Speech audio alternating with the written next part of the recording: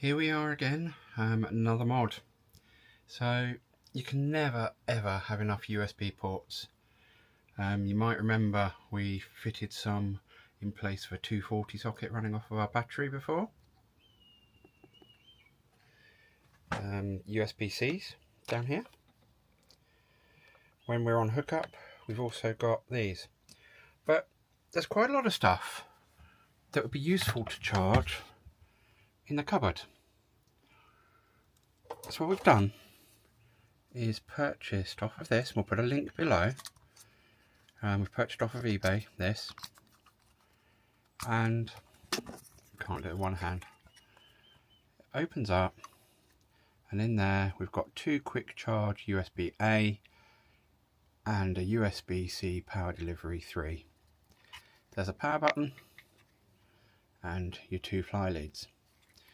So again, another one of our videos, you will have seen us fitting our Renogy system in here. So we thought, what better place to put it than just below, right about there. And we've already got power here, easy to get at. We've got this power that's for the TV aerial, for the booster. So let's get on.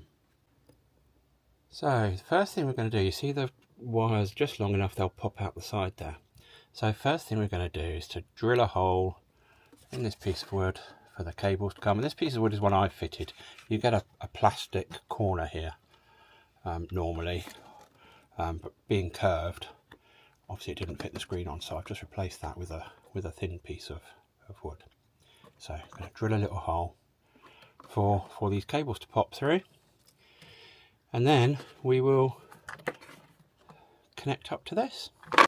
And here we are, just drilled that hole through, got the cables coming through the back, and then this is the cable that the aerial booster, the signal booster.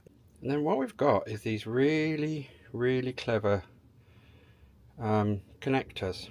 They're almost like T's, and what you do is you clamp them over existing cables.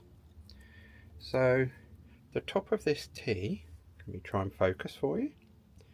The top of this T will go over the existing cable. It doesn't break the cable at all. What it does is it just takes the sheath off and makes contact with it. And then you feed the new wire into the bottom piece here.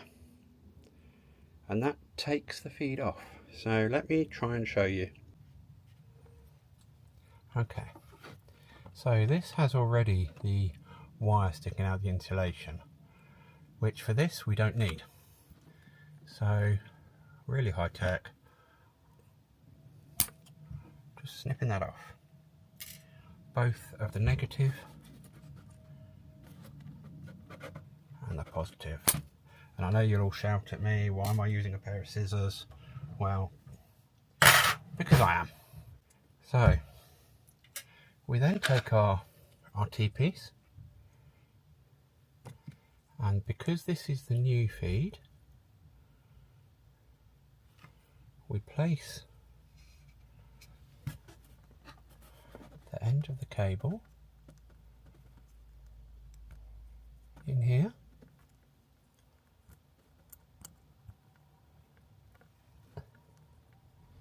and squeeze really hard.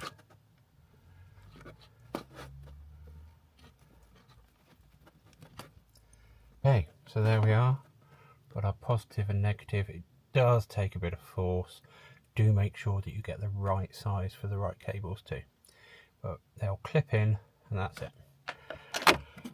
Then what we've got to do is find a good place on this cable here, which is the feed, as we've said, just to pull it apart. Okay, there you are. So you can see there, taking a bit of doing, but I've just managed to pull that apart. So let's feed it back through here. Push really hard till he clips shut.